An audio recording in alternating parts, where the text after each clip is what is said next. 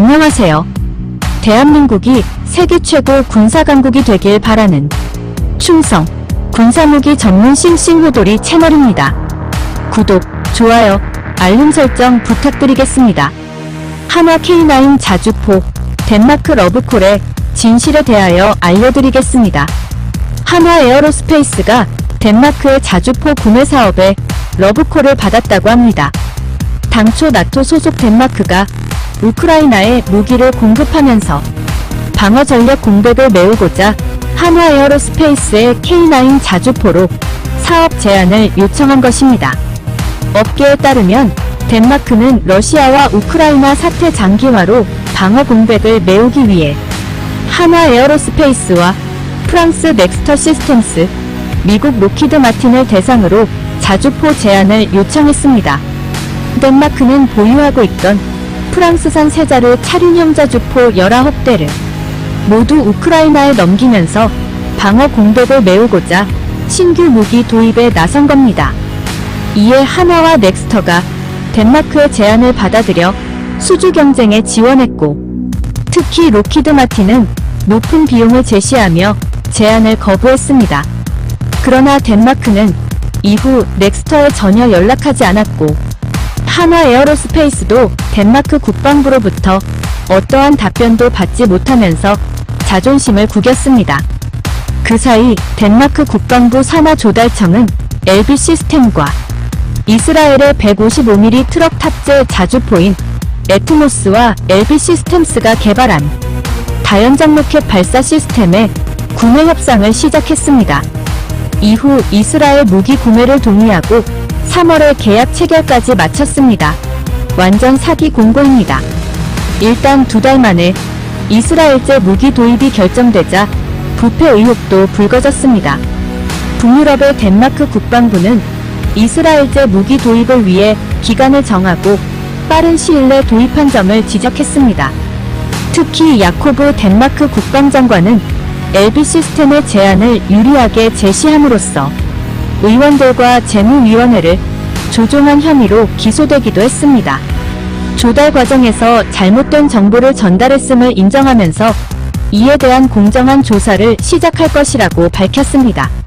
앞서서 덴마크 국방부는 덴마크 의회로부터 성급한 이스라엘 LB 시스템즈의 무기 조달에 대해 경고를 받았습니다.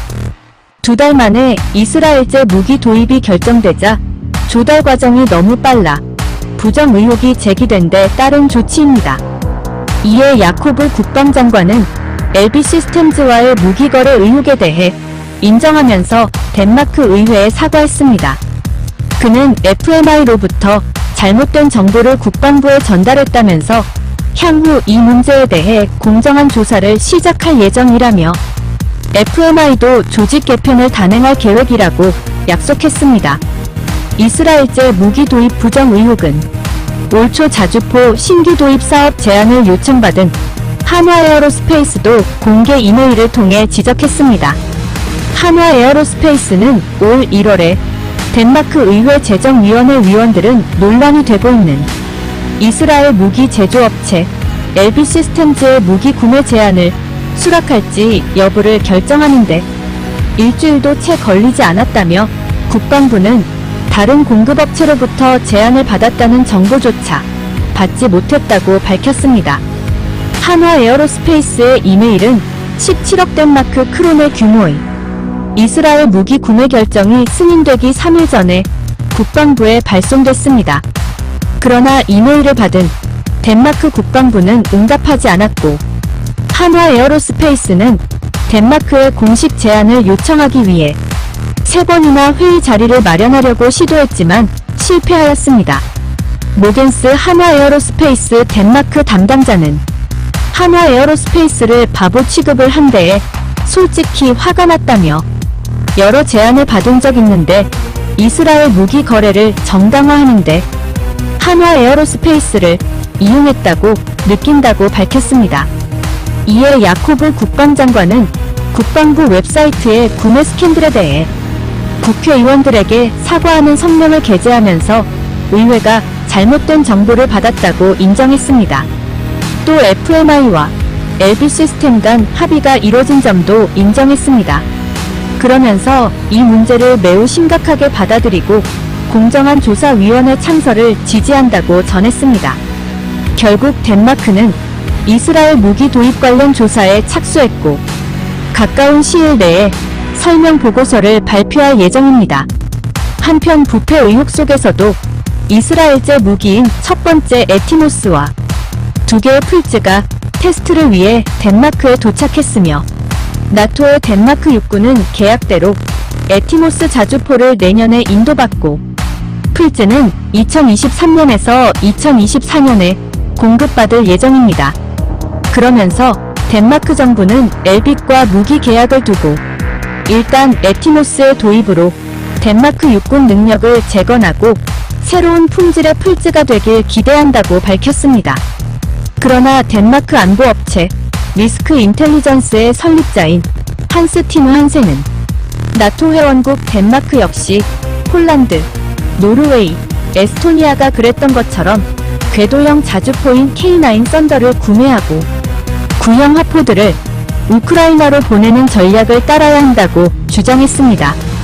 바퀴가 달려있는 차륜형 자주포는 도로망이 깔려있는 곳에 배치 및 전개하기에 좋다는 장점을 지니고 있지만 무한 궤도가 장착된 궤도형 자주포는 포장된 도로뿐만 아니라 비포장인 야지에서도 훌륭한 기동력을 보여주기 때문입니다. 한센은 트위터를 통해 나토가 보유하고 있는 중무장 기갑여단들은 두터운 장갑으로 보호되면서도 무한 궤도를 장착하여 포장 비포장 지역을 불문하고 뛰어난 기동성을 보여주는 자주포를 필요로 한다고 주장했습니다. 그는 이어 이는 곧 나토 기갑여단에 차륜형 자주포를 배치하겠다는 덴마크 정부의 결정이 상당히 비합리적이라는 사실을 의미하는 것이라고 비판했습니다. 덴마크 정부가 이스라엘 에트모스 차륜형 자주포 구매 결정을 재고하고 대한민국 K9 썬더에 다시 한번 기회를 줄 생각이 있는지는 불분명합니다. 하지만 이와는 상관없이 폴란드, 노르웨이 그리고 에스토니아 3개 나라로 하여금 거의 200문에 가까운 구형 견인포와 자주포를 공유할 수 있는 환경을 만들어주었다는 점에서 대한민국이 낳은 걸출한 자주포 K9 썬더는 이미 나토와 우크라이나에게 큰 도움을 주었다고 할 수 있습니다. 그러므로 향후 부패 로비 의혹이 사실로 드러나면 계약은 파기될 것으로 보여지며 다시 공정한 경쟁에 의거 북유럽 나토 회원국 덴마크에 적은 수량이지만 대한민국 명품 K9 자주포가 진출할 것으로 기대해봅니다. 시청해주셔서 감사합니다. 구독, 좋아요, 알림 설정 부탁드리겠습니다. 대한민국 파이팅!